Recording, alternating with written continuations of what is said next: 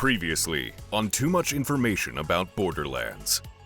What they show us in the beginning isn't the fast, frenetic style of the rest of the game, but it does set the tone for the game, and it sets the story in motion.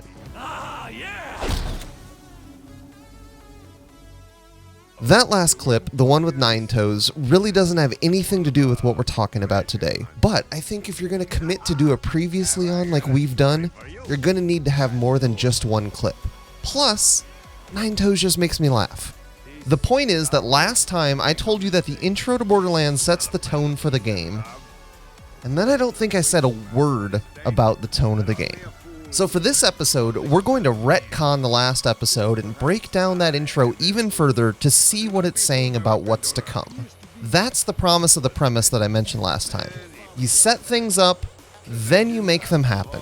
It's sort of like the theory of Chekhov's gun, but in Borderlands' case, it's Chekhov's 17 million guns. So what do we learn about Borderlands from the intro? First, interestingly, the opening narration isn't wacky like the rest of the game. It's kind of serious. So what does that tell us?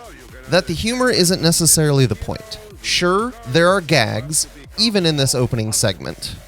The tale begins right here on Pandora with the brave Vault Hunters, the Guardian Angel, and most importantly, me. But the underlying story is more serious than that. It's presented to us almost like a myth on ancient scrolls because for the people of Pandora, that's what it is. This is a story they take seriously, and so we should too. Then, of course, we smash right into the more lighthearted side of the game. Does Marcus's disregard for the skag in the road signal all of the obstacles we're going to encounter on our path to the treasure? Or am I just reading too much into that? Either way, in going back through the intro, it's striking to me how it was a conscious decision to not start the story with the same kind of jokes we see throughout the rest of the game. It'd be so easy to take none of this seriously, but they don't do that.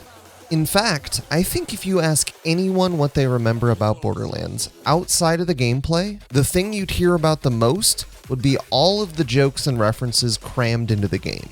But jokes and references aren't story. And in the beginning of the game, jokes and references aren't what they're establishing. The tone they set is a more serious one, with serious consequences. And you can tell jokes on top of a serious story, but if the storyteller doesn't take the story seriously, neither will the audience. That's why I think in the beginning of the game, they set the tone the way they do. We are being told a story. In fact, we are kind of living through a story, and it's one they want us to actually pay attention to, even if it's going to be crammed full of jokes. Thanks for watching. I'll see you for episode 3.